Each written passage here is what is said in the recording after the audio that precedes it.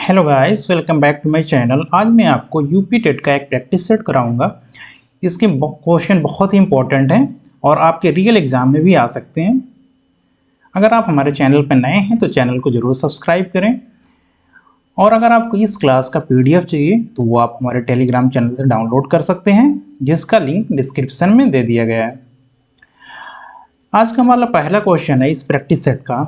एक नियमित बहुभुज का आंतरिक कोण इसके बाह्य कोण का 4 गुना है, तो बहुभुज की भुजाओं की संख्या ज्ञात कीजिए। हमें ये पता होना चाहिए कि जो एक बहुभुज है उसके आंतरिक कोण का फॉर्मूला क्या होता है। बहुभुज का जो आंतरिक कोण होता है,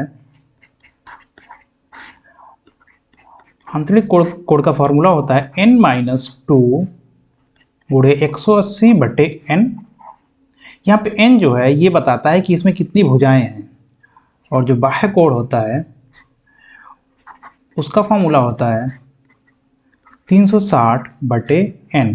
ठीक है। अब यहाँ पे कहा है कि एक नियमित बहुभुज के आंतरिक कोण इसके बाह्य कोण का 4 गुना है, तो बहुभुज की भुजाओं की संख्या ज्ञात कीजिए। आंतरिक कोण जो है बाह्य कोण का 4 गुना है, मतलब कि ये वाला जो है इसका 4 गुना है।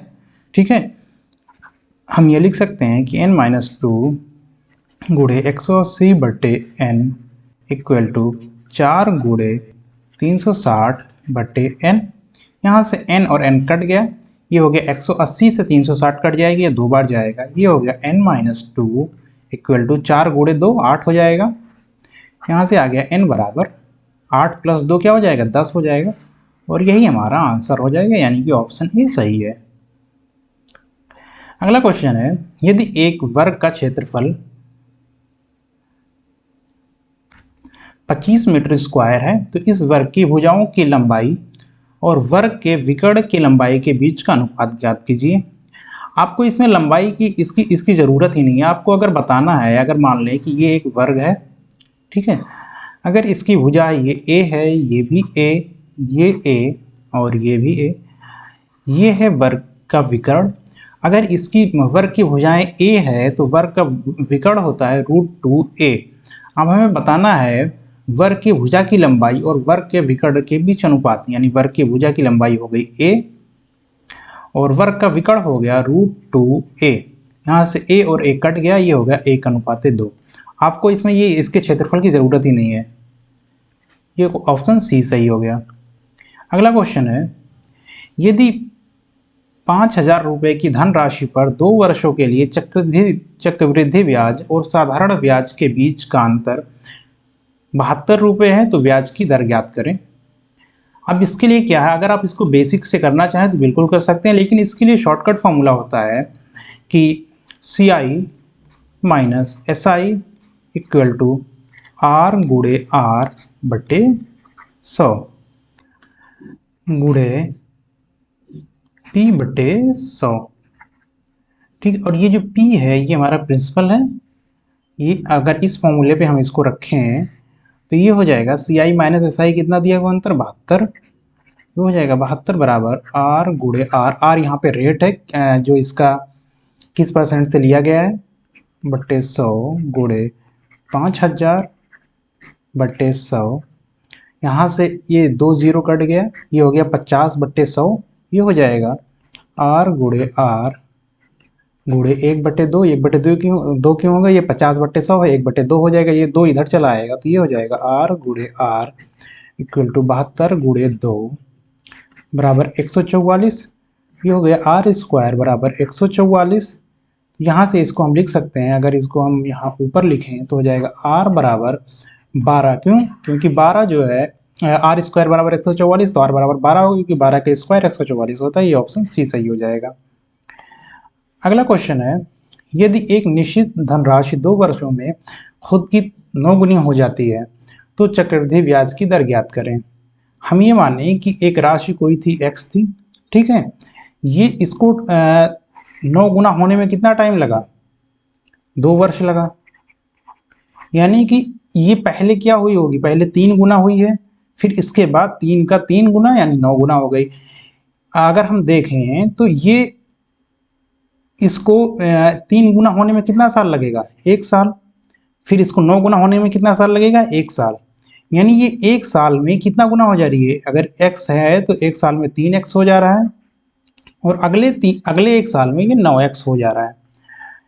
ठीक है, अब यहां से देखें तो इसका ब्याज कितना मिल रहा है, इस पे 2x मिल रहा है, तभी तो ये 3x होगा।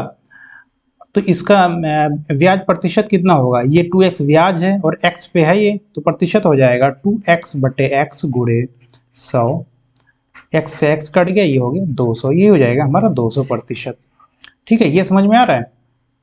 क्यों, ये दो, अगर कहीं भी अगर आपको कंफ्यूजन हो तो सीधे सीधा आप देखेंगे कि ये 2 साल है, ये 9 गुना है, तो हम क्या करेंगे, 2 साल है यानी कि ये पहले 2 पार्ट में इसको डिवाइड करेंगे।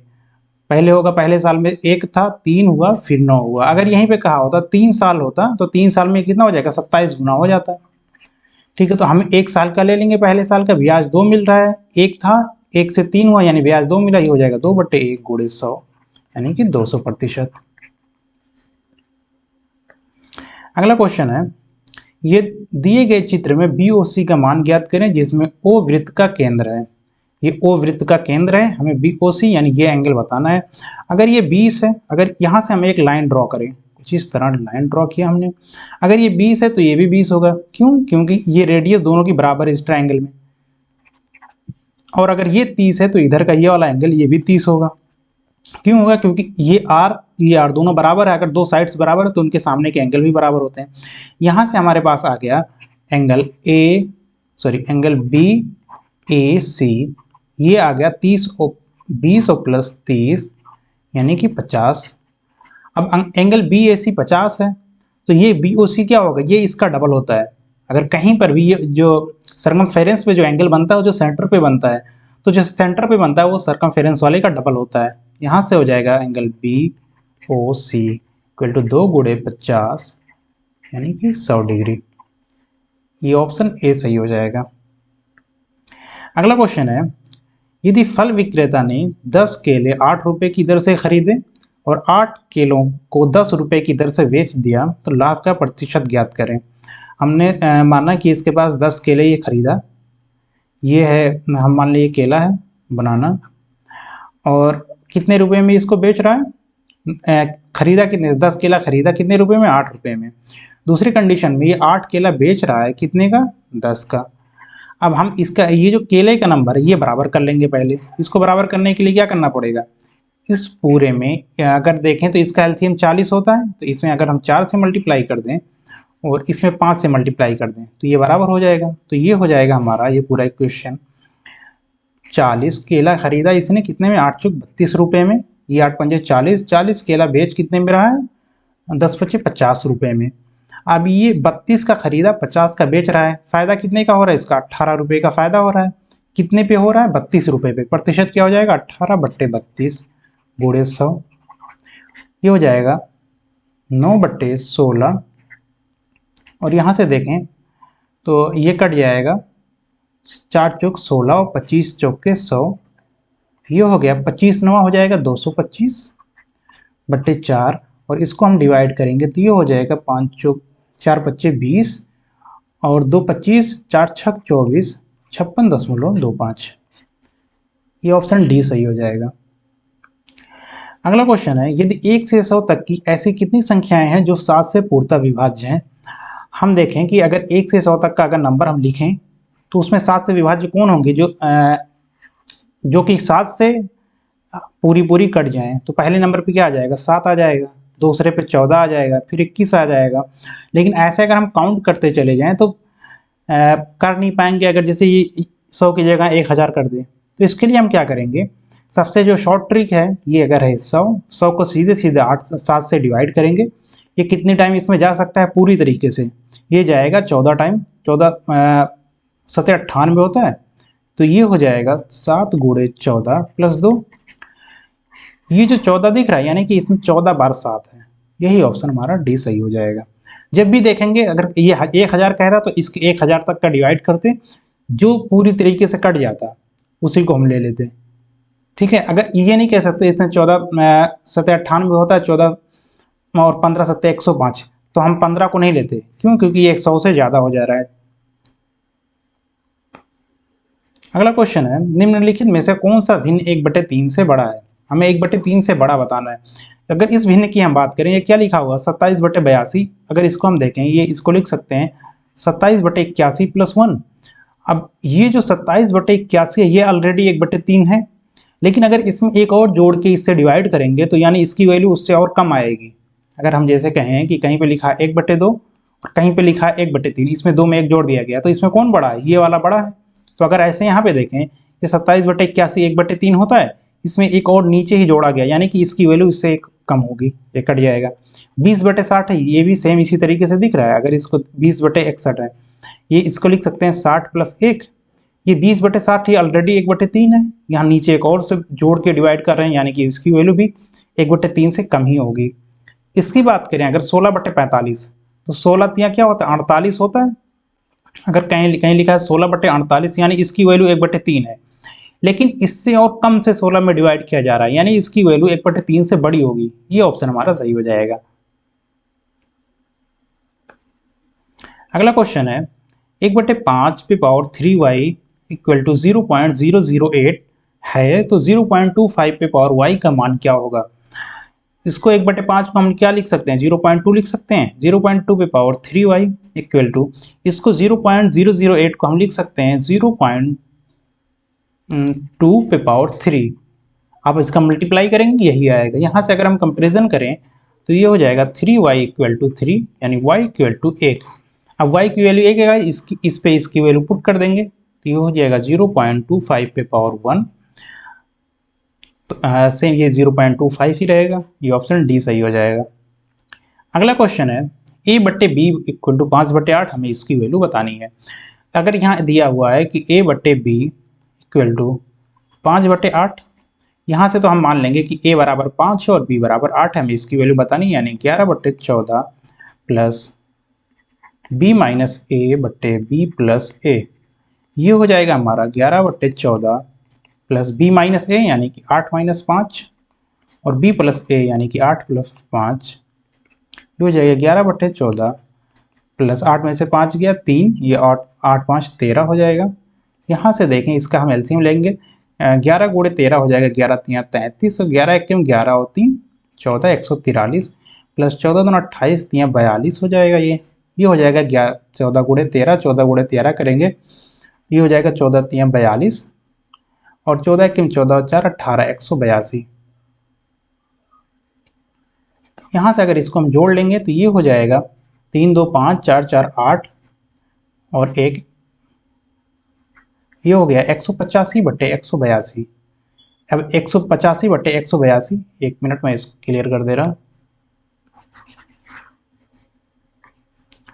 ये हो गया 185/182, ये हमारे पास ऑप्शन ए है, यही सही हो जाएगा।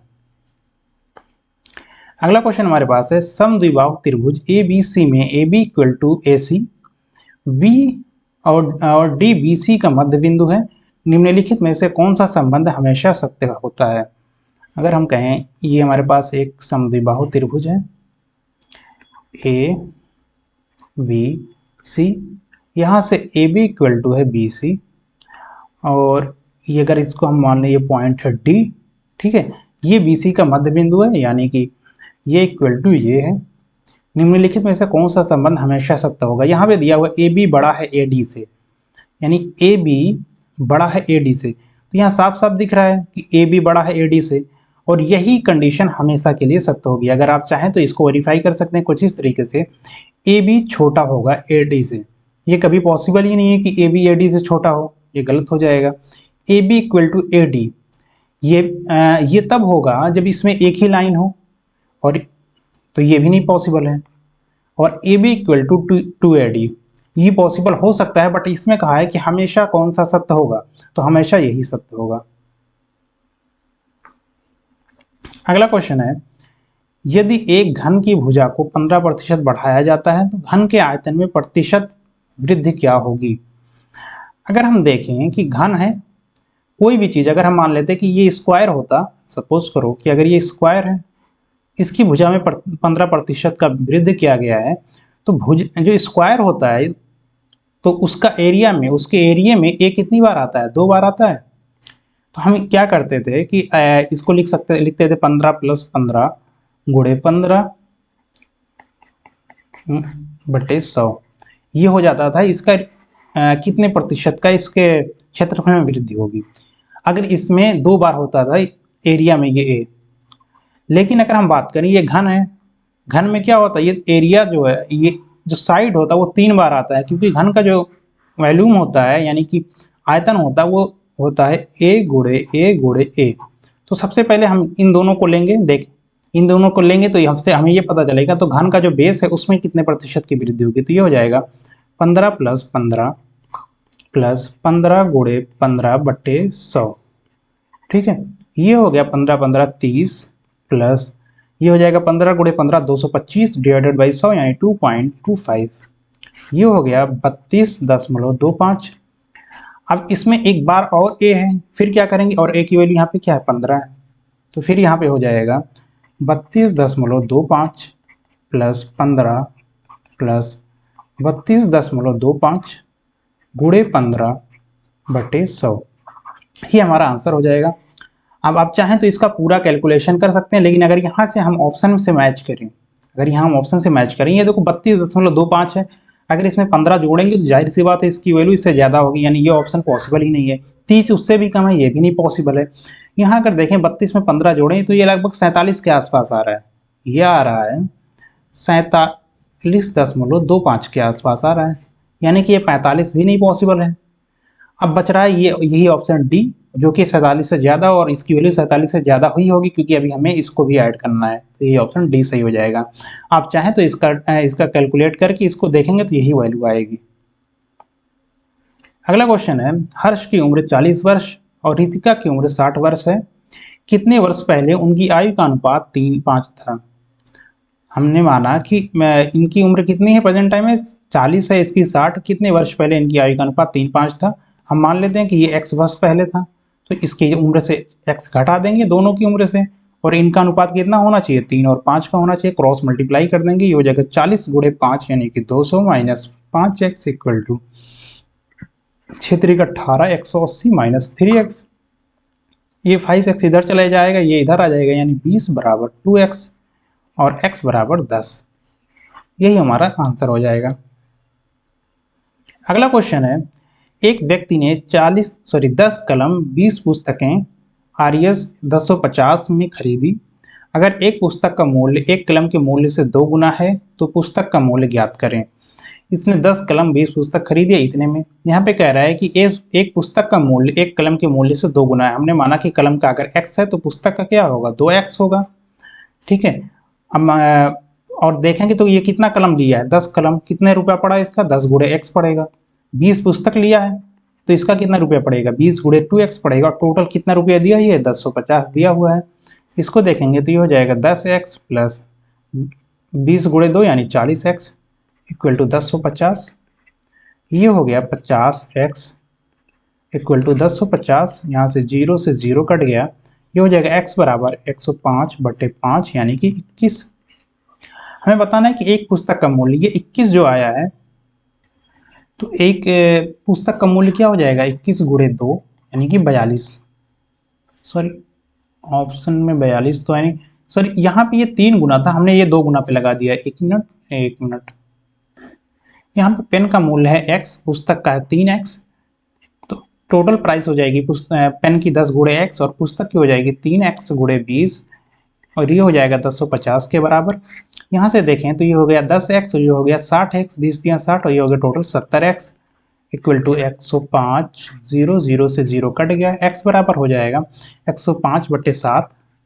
105 बटे 7 ये हो जाएगा हमारा 7 एकम 7 और 7 बच्चे 35, यानी x की वैल्यू कितना आ गई 35 आ गई। ये पेन की वैल्यू आ गई और पुस्तक की कितनी हो गई 3x है, यानी हो जाएगा 3 गुणे 15 यानी कि 45। ये ऑप्शन बी सही हो जाएगा हमारा। अगला क्वेश्चन है, एक आदमी ने 580 रुपये में 2 किलो संतरे और 5 किलो सेब खरीदे। अगर हम मान लें कि जो संतरे की प्राइस है वो x है और केले की प्राइस है y, तो यहाँ से हो गया 2x plus 5y equal to 580। दूसरे कंडीशन में कह रहा है कि इसके बजाय इसने 4 किलो सेब और 6 किलो संतरे खरीदे, तो 60 रुपये अधिक देना पड़ा। यानी अगर इसने 4 किलो सेब, हमने सेब का कितना माना है प्राइस y माना है, और संतरे का कितना माना है, x माना है, यानी कि 6x plus 4y equal to, इसको 60 रुपये अधिक देने पड़ रहे हैं तो 580 में हम 60 जोड़ेंगे तो कितना हो जाएगा, 640 हो जाएगा। अब इस दोनों इक्वेशन को सॉल्व कर लेंगे, यहाँ से x और y दोनों की वैल्यू आ जाएगी। अब इसको सॉल्व करने के लिए हमें हमें किसकी वैल्यू बतानी है, किलोग्राम संतरे का मूल्य बताना है। अब संतरे का मूल्य के लिए हम क्या करेंगे, यहाँ पे y और y को बराबर करेंगे, इसके लिए हमें इसमें 4 से मल्टीप्लाई करना पड़ेगा और इसमें 5 से मल्टीप्लाई करना पड़ेगा। तो ये इक्वेशन हमारा बन जाएगा 8x plus 520y equal to, इसमें 4 से मल्टीप्लाई करेंगे हो जाएगा 0, 4 8 32, 3 और 4 5 20 और 3 23। ये इक्वेशन हमारा बन जाएगा 5 6 30 x plus 5 20 y equal to 0, 5 20, 5 6 30 और 2 32। यहाँ पे ये इक्वेशन 1 है, ये इक्वेशन 2 है। हम 1 से 2 को माइनस करेंगे तो ये 20 और 20 कट जाएगा, यहाँ से आ जाएगा माइनस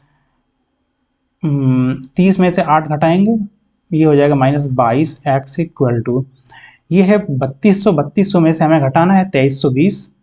ये यहाँ पे हम घटा सकते हैं कि ये है 3200, 3200 में से हमें घटाना है 2320, ये हो गया 0 8, यहाँ पे क्या बचा था 1 यानी 11, 11 में से 7, 11 में से 3 गया 8 और ये हो गया 0 यानी कि 880। यहाँ से देखेंगे ये माइनस में होगा क्योंकि ये 3200 बड़ा है, दोनों साइड का माइनस माइनस कट गया, ये x बराबर हो जाएगा 880 बट्टे 22। इसको अगर हम थोड़ा सा ऊपर करें तो ये हो जाएगा 22 चौक के 80 यानी कि x बराबर 40, ये 40 रुपये, यही इसका आंसर हो जाएगा। अगला क्वेश्चन है, निम्नलिखित में से कौन सा एक पूर्णांक, पूर्णांक का मतलब होता है जो एक परफेक्ट नंबर हो, जैसे कि 1 2 3, या माइनस की भी बात कर सकते हैं, -1 -2 -3, बट ये जैसे फ्रैक्शन में ना हो, कहीं की जैसे ये 0.3 आ जाए या 1/3 आ जाए या 1/2 आ जाए, इस टाइप में ना हो। इसको हम सॉल्व करेंगे सारे ऑप्शंस को। पहला ऑप्शन है 17/3 -5/3, 17/3 -5/3, ये हो गया हमारा, 17 में से 5 गया 12, 12/3 यानी कि इसकी वैल्यू 4 आ जाएगी। ये परफेक्ट नंबर दिख रहा है, यही हमारा सही हो जाएगा। आप चाहें तो इसको सॉल्व करेंगे, ये हो जाएगा 22/3 -11/3, 22 में से 11 जाएगा 11, 11/3, ये पूरा कट ही नहीं रहा है, ये पूर्णांक नहीं होगा। ऐसे इसका भी होगा और इसका भी होगा, जहां पे ऑप्शन दिख जाएगा आप वहीं पे रुक जाएंगे, वही सही हो जाएगा। अगला क्वेश्चन है, ए को किस सबसे छोटे पूर्णांक द्वारा विभाजित किया जाए ताकि परिणामी संख्या एक अभाज्य संख्या हो। अब सबसे पहले हम इसको सॉल्व करेंगे। ये कह रहे हैं कि ए को किस सबसे छोटी पूर्णांक द्वारा विभाजित किया जाए ताकि परिणामी संख्या एक अभाज्य संख्या हो। यहाँ पे देखें तो ए की वैल्यू है 78 गुणे 17 प्लस 78 गुणे 11 प्लस 132 गुणे 14, यहाँ हो जाएगा ये 78 गुणे 17 प्लस 78 गुणे 11 प्लस 132 गुणे 14। यहाँ पर ये हो जाएगा 78, अगर इन दोनों से हम कॉमन कर लें, ये हो जाएगा 78 ब्रैकेट में 17 प्लस 11 प्लस 132 गुणे 14, ये 17 और 11 हो जाएगा 78 गुणे 17 और 11 कितना हो जाएगा 28 प्लस 132 गुणे 14। यहाँ से ये हो जाएगा, अगर इन दोनों से देखें तो हमें क्या कॉमन दिख रहा है, 14 कॉमन दिख रहा है, ये हो जाएगा 78 गुणे 2 प्लस 132, इन दोनों को हम जोड़ लेंगे, ये हो जाएगा 14 गुणे 78 गुणे 2 कितना हो जाएगा, 78 गुणे 2 हो जाएगा 8 दूनी 16, 7 दूनी 14, 1 15, 156, और 156 में हम 132 जोड़ेंगे तो ये हो जाएगा हमारे पास 4 6 2 8 5 3 8 188, ये हो गया 188। अब इसका हम चाहें तो फैक्टर कर लें, अब सबका फैक्टर करेंगे, सबका फैक्टर करने पे हमारे पास आ जाएगा 2 गुणे 7 गुणे, इसका फैक्टर करेंगे तो ये क्या बन जाएगा 2, अगर 2 से इसको हमने काटा तो कितना बना 94,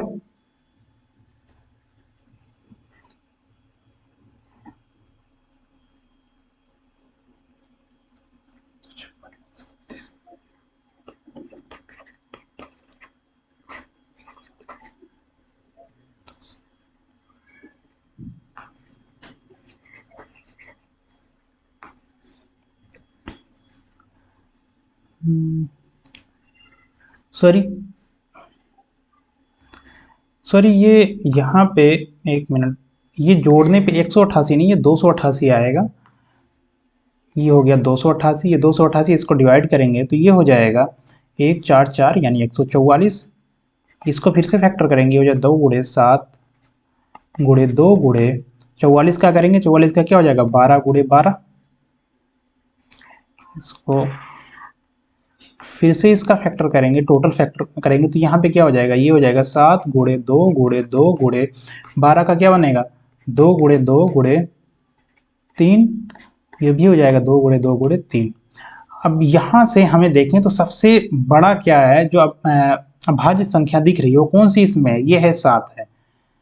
अगर इसको हमें पाना है तो हमें इस पूरे से वो जो नंबर था उसमें डिवाइड करना पड़ेगा, क्योंकि यही सबसे छोटा नंबर। अगर सबसे बड़ा भाज्य संख्या चाहिए तो क्या करना पड़ेगा, सबसे छोटे से हमें डिवाइड करना पड़ेगा। अगर हम किसी एक को छोड़ दें, जैसे हमने इसको छोड़ दिया, 2 को इसके साथ रहने दें, तो ये 7 दूनी 14 अभाज्य संख्या होगी ही नहीं। इसमें 2 अभाज्य संख्याएं हैं, तो 3 है, एक तो 7 है, एक 2 है और एक 3 है। तो सबसे बड़ी कौन सी है, 7 होगी। 7 सबसे बड़ी हमें क्यों चाहिए, क्योंकि हमें सबसे छोटे से डिवाइड करना है। जब सबसे छोटे से डिवाइड करेंगे नंबर से तो सबसे बड़ी मिलेगी। यानी कि वो जो ए था, ये ए था, ए में इससे डिवाइड कर दें इस पूरे नंबर से तो हमें ये संख्या मिल जाएगी, और यही सबसे छोटी संख्या होगी ये ब्रैकेट वाली, जिससे ए को डिवाइड करने पर हमें एक अभाज्य संख्या मिलेगी। इसका हम मल्टीप्लाई कर लेंगे सबका, ये 2 गुणे 2, ये यानी कि ये हो गया 4 गुणे 4 गुणे, ये हो जाएगा 3 गुणे 3 यानी 9 गुणे 4, ये हो गया 4 चौक 16 चौके 64 गुणे 9, ये हो जाएगा 4 9 चौक 36 और 9 छक 54 और 3 57 578 576 576 यहाँ ऑप्शन में हमारे पास है बी में, यही सही हो जाएगा।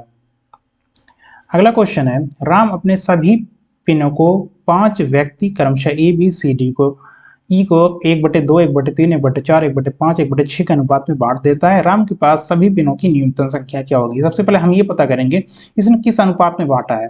इसने तो नॉर्मली अनुपात दे दिया, लेकिन बटे में दिया है 1/2 1/3 1/4 1/5 1/6। ठीक है, अब इसका हमें ये बटा हटाने के लिए क्या करना पड़ेगा, ये जो 2 3 4 5 6 है इसके एलसीएम से मल्टीप्लाई करना पड़ेगा। तो इसका एलसीएम क्या हो जाएगा 30 हो जाएगा। 30 से हम इसमें सब में मल्टीप्लाई कर देंगे। 30 से जब इसमें मल्टीप्लाई करेंगे तो ये हो जाएगा हमारे पास 15, ये हो जाएगा इस पूरे में अगर हम 30 से मल्टीप्लाई करें ये हो जाएगा 10, सॉरी 30 से नहीं, हम 60 से मल्टीप्लाई करेंगे क्योंकि ये 4 जो है 4 30 से कटेगा नहीं। तो ये हो जाएगा, ये हमारे पास हो जाएगा 30, ये हो जाएगा 20 तिया 60, ये हो जाएगा 15 चुके 60, ये हो जाएगा 12 पंजे 60, ये हो जाएगा 10 छक्के 60। अब ये इस अनुपात में बांटेगा, यानी 30 अनुपात 20 अनुपात 15 अनुपात 15 अनुपात 12 अनुपात 10। ये अगर इस अनुपात में बांट रहा है, मतलब कि ये अगर इसी अनुपात को हम जोड़ दें तो उसके पास न्यूनतम पेनों की संख्या आ जाएगी। अगर इसको हम जोड़ेंगे तो ये हो जाएगा 30 + 20 + 15 + 12 + 10, ये हो गया 30 20 50 10 60, ये हो गया 60 + 15 और 12 कितना हो जाएगा 27, ये हो जाएगा 60 + 27 यानी कि 87। ये हमारे पास आंसर हो जाएगा। अगला क्वेश्चन है a गुणे b बराबर a + b + a गुणे b, तो 3 गुणे 5 - 2 गुणे 3 का वैल्यू बताएं। सेम अगर यहाँ पे कह रहा है कि a गुणे b बराबर क्या होता है a + b + a गुणे b, ऐसे इसको पुट कर देंगे। इसमें हमें इसकी वैल्यू बतानी है 3 गुणे 5 - 2 गुणे 3 की। यहाँ पे 3 गुणे 5 को हम क्या कहेंगे 3 + 5 + 3 गुणे 5 इनके इस फॉर्मूले पे, और यहाँ पे 2 गुणे 3 का हो जाएगा 2 + 3 + 2 गुणे 3, ये हो गया 3 2 5 3 8 और 5 3 15 15 8 हो गया 23 माइनस, ये हो गया 3 3 2 5 और 2 3 6 6 5 11 23 - 11 = 12। ये ऑप्शन डी सही हो जाएगा। अगला क्वेश्चन है, यदि 20 कमीजों का क्रय मूल्य सॉरी विक्रय मूल्य 24 कमीजों के क्रय मूल्य के बराबर है तो 20 कमीजों पर अर्जित लाभ बताएं। ये अगर हम मान लें कि क्रय मूल्य जो है वो है सीपी और जो विक्रय मूल्य है वो एसपी, इनके हिसाब से क्या है 20 कमीजों का विक्रय मूल्य यानी 20 एसपी बराबर है 24 सीपी के। यहाँ अगर हम सी पी और एस पी का अनुपात देखेंगे, ये हो जाएगा एस पी बट्टे सी पी इक्वल टू हो जाएगा 24/20। यानी कि ये आदमी 20 का खरीद रहा था तो 24 का बेच रहा है। इसको कितने का लाभ लाभ हो रहा है, यानी कि 4 रुपए का लाभ हो रहा है। कितने पे लाभ हो रहा है, क्रय मूल्य पे होगा यानी 20 पे, तो इसका प्रतिशत हो जाएगा 4/20 गुणे 100, यानी कि ये हो जाएगा 20 बच्चे 100 और 5 चौक 20, यानी कि 20%। ये ऑप्शन बी सही हो जाएगा। अगला क्वेश्चन हमारे पास है, आदित्य ने 25 रुपए में 10 चाकू खरीदे और उन्होंने 30 रुपए में 8 चाकू बेच दिए, लाभ प्रतिशत बताएं। इन्होंने 25 में 10 खरीदा था, उसके बाद एक मिनट, इन्होंने 25 रुपए में 10 चाकू खरीदा और 30 रुपए में 8 बेच दिया। अभी ये जो चाकू की संख्या हम इसी को बराबर करेंगे। इसको बराबर करने के लिए हमें इसमें 4 से मल्टीप्लाई करना पड़ेगा और इसमें 5 से करना पड़ेगा, क्योंकि तभी ये 40 हो जाएंगे दोनों। ये हो जाएगा हमारे पास 100, यानी कि 40 चाकू उसने 100 रुपए में खरीदे और बेचा कितने में, 4 तियां 12, 120 और 4 8 पंजे 40, यानी 40 चाकू 100 रुपए में खरीदा और 40 120 में बेच दे रहा है। सॉरी, ये 5 तियां 15, 150 होगा। 40 120 में खरीद रहा है, 100 में खरीद रहा है और बेच कितने में रहा है, 150 में। कितने का फायदा हो रहा है, 50 का। कितने पे फायदा हो रहा है, 100 पे फायदा हो रहा है, यानी यही 50% हमारा आंसर हो जाएगा। इसको 50% का लाभ हो रहा है। अगला क्वेश्चन है, उस समचतुर्भुज की ऊंचाई निकालें जिसका क्षेत्रफल 45 सेंटीमीटर स्क्वायर व परिमाप 180 सेंटीमीटर है। हमें समचतुर्भुज वो होता है कि जिसकी सारी भुजाएं बराबर हों और आपस की जो अपोजिट साइड्स हैं वो समांतर हों। अगर इसका परिमाप 180 है तो उसकी एक भुजा की लंबाई क्या होगी, 180/4 होगी, क्योंकि सारी भुजाएं बराबर होती हैं। और अगर 180 बटे हम 4 करेंगे तो ये आ जाएगा 4 चौक 16 और 4 पंजे 20, यानी कि 45 आ जाएगा। अगर इसकी एक भुजा 45 है तो हमें इसकी ऊंचाई का पता लगाना है। तो समचतुर्भुज का जो क्षेत्रफल होता है, क्षेत्रफल बराबर होता है, वो होता है भुजा गुणे ऊंचाई। तो यहाँ पे भुजा हमारे क्षेत्रफल हमारे पास 45 पता है, भुजा कितनी है 45 है, और ऊंचाई को अगर हम h मान लें तो यहाँ से आ जाएगा h की वैल्यू 1, यानी इसकी ऊंचाई कितनी है, 1 सेंटीमीटर है।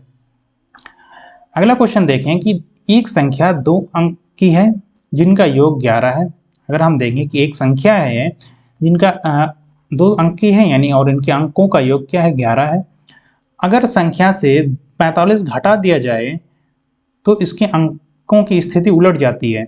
अगर हम मान लें कि ये दहाई का अंक x था, इकाई का अंक y था, तो ये पहले संख्या क्या रही होगी, संख्या की वैल्यू 10x + y।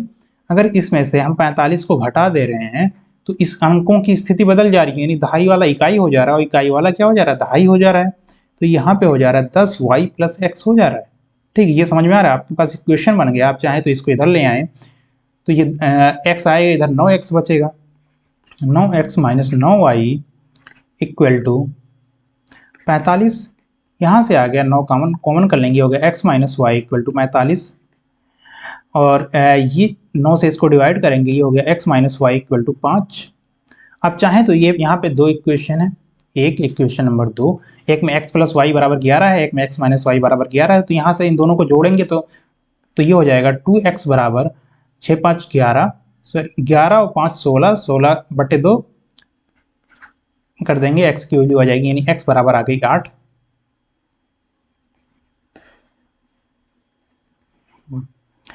अब अगर x बराबर 8 है तो y बराबर क्या होगा, 3 होगा, यानी हमारी संख्या क्या हो गई, 83। ये सही हो जाएगा। लेकिन अगर आप चाहें तो ये क्वेश्चन ही ना बनाना पड़े, आपको तुरंत बिल्कुल ऑप्शन से देख के आप कर सकते हैं इसको। इसके लिए क्या करेंगे, सबसे पहले इनकी पहली कंडीशन देखेंगे। पहली कंडीशन के अकॉर्डिंग ये है कि ये x + y जो है वो 11 है। इसमें देखें किसमें 11 है, 6 × 5 = 11, 8 × 3 = 11, 9 × 2 = 11, 7 × 4 = 11, सब में है। दूसरी कंडीशन देखें, अगर इससे 45 घटाएं तो अंकों की स्थिति उलट जा रही है। अगर हम इससे 45 घटा रहे हैं तो इससे 45 घटाएंगे क्या आएगा, 20। अंकों की स्थिति कुछ नहीं उल्टी, 65 था तो इसको 56 होना चाहिए, ये भी गलत हो जाएगा। दूसरा, अगर हम 83 को देखें, 83 में से अगर हम 45 को घटाएं तो ये क्या बन जा रहा है, 38 बन जा रहा है। यानी कि अंकों की स्थिति उलट जा रही है, यही सही हो जाएगा। अगर इसमें देखें आप चाहें इससे भी 45 घटा के देखेंगे, इसकी भी अंकों की स्थिति नहीं उल्टेगी।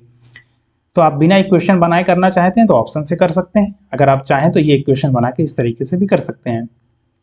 अगला क्वेश्चन है, यदि समीकरण इतना के दो मूल अल्फा बीटा हैं तो अल्फा बटे बीटा प्लस बीटा बटे अल्फा की वैल्यू बताइए। यहाँ हमें बताना है कि अल्फा बटे बीटा प्लस बीटा बटे अल्फा की वैल्यू बताना है। इसका एलसीएम ले लेंगे, ये हो जाएगा alpha square plus beta square बटे अल्फा बीटा। ठीक है, अब यहाँ पे ये दिया हुआ हमें पता है जो समीकरण होते हैं ये द्विघात समीकरण है, द्विघात समीकरण के मूलों का योग जो होता है वो होता है अल्फा प्लस बीटा, यहाँ पे दिया हुआ दो मूल अल्फा बीटा दिए हैं, ये होता है माइनस बी अपान ए। यहाँ पे ये माइनस बी, अगर ये जो एक्स होता है इसका गुणांक होता है और ए होता है एक्स स्क्वायर का गुणांक, तो यहाँ से हो जाएगा माइनस बी अपान ए, क्या करेंगे ये हो जाएगा 7 हो जाएगा अल्फा प्लस बीटा की वैल्यू, और अल्फा गुणे बीटा होता है सी अपान ए। सी बोले तो ये जिसमें एक्स ना हो यानी 21, और ये होता है सी अपान ए की वैल्यू एक ही है तो ये हो जाएगा 21, यानी अल्फा प्लस बीटा की वैल्यू आ गई 7 और अल्फा गुणे बीटा की वैल्यू क्या आ गई 21। अब हमें सिर्फ अल्फा प्लस बीटा और अल्फा गुणे बीटा की वैल्यू पता है, लेकिन हमें बताना कि इसका alpha square plus beta square का बताना। अगर इसको चाहें तो हम ये लिख सकते हैं अल्फा प्लस बीटा का whole square minus 2 alpha beta. इसको आप तोड़ेंगे ये हो जाएगा alpha square plus beta square plus 2 alpha beta, 2 alpha beta 2 alpha beta cut जाएगा बटे अल्फा बीटा। यहाँ से अल्फा प्लस बीटा की वैल्यू पुट कर देंगे, ये हो जाएगा 7 का स्क्वायर माइनस 2 गुणे अल्फा गुणे बीटा की वैल्यू क्या है 21 है, ये बटे 21 हो जाएगा, ये हो जाएगा 49 माइनस 21 बटे 21। अगर इसको यहाँ पे हम लिखें तो 49 में से 21 घटाएंगे कितना आएगा 28, 28 बटे 21, इसको 7 से काट देंगे, 7 चौक 28, 7 त्रिक 21। एक मिनट, ये 21 दूना 42, 42 घटाएंगे 49 से 42 घटाएंगे तो ये हो जाएगा हमारे पास 7 बटे 21, 7 बटे 21 को 7 से काटेंगे क्या आ जाएगा 1 बटे 3, ये 1 बटे 3 हमारा यही आंसर हो जाएगा।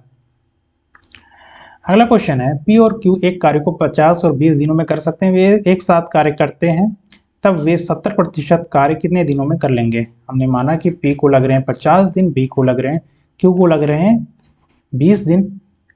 इसका एलसीएम ले लेंगे, 50 और 20 का एलसीएम हो जाएगा 100, ये हो जाएगा 20 दूना 100 और 20 25 100, यानी कि ए पी जो है एक दिन में 2 कार्य कर रहा है और क्यू एक दिन में 5 काम कर रहा है, और टोटल काम कितना है 100 है। लेकिन हमें इनसे कराना कितना है 70%, यानी 100 का 70% क्या हो जाएगा 70 काम ही कराना है, और दोनों मिलके कर रहे हैं तो ये एक दिन में कितना काम करेंगे दोनों मिलके 5 और 2 करेंगे यानी 7 काम करेंगे दोनों मिलके, एक दिन में दोनों मिलके 7 काम करेंगे। 70 काम है, कितना टाइम लगेगा करने में 70 बटे 7 यानी 10 दिन लगेगा, ये ऑप्शन डी सही हो जाएगा। अगला क्वेश्चन हमारे पास है, 25 पैसे के 10 सिक्कों का मूल्य निम्नलिखित में से किसके बराबर नहीं है। 25 पैसे के 10 सिक्के का मूल्य क्या होगा, 25 में अगर हम करेंगे 25 गुणे 10 यानी कि 250 पैसा होगा, 250 पैसा मतलब कि 2.5 रुपया, 2.5 रुपया। अब यहाँ पे देखें किस ऑप्शन में 2.5 रुपया आ रहा है, 1 रुपये के 2 सिक्के यानी 2 रुपया हो गया, और 1 रुपये के 50 सिक्के यानी 50 पैसा हो गया, ये भी 2.5 रुपया आ रहा है यानी ये 2.5 के बराबर है। हमें बताना है कौन नहीं है। यहाँ पे 1 रुपये का 1 सिक्का यानी कि 1, और 50 पैसे का 3 सिक्का यानी कि 1.5 रुपया हो जाएगा, और 1 और 1.5 करेंगे ये भी 2.5 आ जा रहा है। यहाँ पे देखेंगे 1 रुपये का 2 सिक्का यानी 2 रुपये, और 50 पैसे का 2 सिक्का, 50 का 2 सिक्का मतलब 25 का 2 सिक्का यानी 50 पैसा 0.5, ये भी 2.5 आ जा रहा है। ये ऑप्शन बच रहा है, यही हमारा सही हो जाएगा, यही हो, क्योंकि अगर चाहें तो आप देख सकते हैं ये है 2 रुपया, 1 रुपये का 2 सिक्का बोले तो 2 रुपया, 1 रुपये का 50 पैसे का 1 सिक्का यानी 50 पैसा, 2.5 तो यही हो जा रहा है, लेकिन हमें 25 पैसा इसमें और जोड़ना है तो ये इसके बराबर नहीं होगा, इसलिए यही सही हो जाएगा। अगला क्वेश्चन हमारे पास है, संख्या इतने का विस्तृत रूप है, तो सबसे पहले हम देखेंगे 3 है, यह है 35, और 35 को देखेंगे, उसके बाद हम देखेंगे ये 0.507 को, अगर हम 30 को क्या लिखेंगे विस्तृत रूप में, ये लिखेंगे हम 30 + 5 लिखेंगे। अब 0.5 को क्या लिखेंगे, 0.5 को हम लिखेंगे +5 बटे 10 लिखेंगे। उसके बाद 0 को तो हमें लिखना नहीं है, बचा 7, तो 0.7 ये हो गया 0.007, इसको क्या लिखेंगे 7 बटे 1000 लिखेंगे। ये किस ऑप्शन में सही है, ये ऑप्शन सी में सही है, यही सही हो जाएगा। अगला क्वेश्चन है, दिए गए वृत्त में थीटा का मान किसके बराबर है। ये है थीटा, इसकी वैल्यू हमें बतानी है। अगर ये 40 है तो ये भी 40 होगा। क्यों? क्योंकि ये एक ही बेस से किसी सर्कल में बने, सर्कल के सर्कमफेरेंस पे बने हुए एंगल जो होते हैं वो बराबर होते हैं। यहाँ पे बेस क्या है? सी डी है, सी डी से बी पे भी बन रहा है और ए पे बन रहा है, तो अगर ये 40 है तो ये भी 40 होगा। अब अगर हम देखें त्रिभुज ए डी सी में, ये डी सी में ये 40 है, ये 85 है, ये थीटा है, तीनों का योग कितना होगा? 180 होगा। यानी 40 plus 80 plus 85 plus theta equal to 180। यहाँ से आ जाएगा थीटा इक्वल टू 180 माइनस 125। यहाँ से आ जाएगा थीटा इक्वल टू 180 से 25 माइनस करेंगे, ये हो जाएगा 55। ये ऑप्शन हमारे पास सी सही हो जाएगा। अगला क्वेश्चन है root 27 minus root 108 plus root 48 का मान बताएं। रूट 27 को हम क्या लिख सकते हैं? अगर हम 27 को देखें फैक्टोरियल हो जाएगा 9 गुणे 3। ऐसे हम 108 को अगर हम देखें तो इसको हम लिख सकते हैं 36 गुणे 3, और 48 को देखें तो हम लिख सकते हैं 16 गुणे 3। तो 9 पूरा पूरा स्क्वायर है, यानी ये बाहर आ जाएगा तो कितना बनेगा? 3 बनेगा। ये 3 रूट 3 हो गया।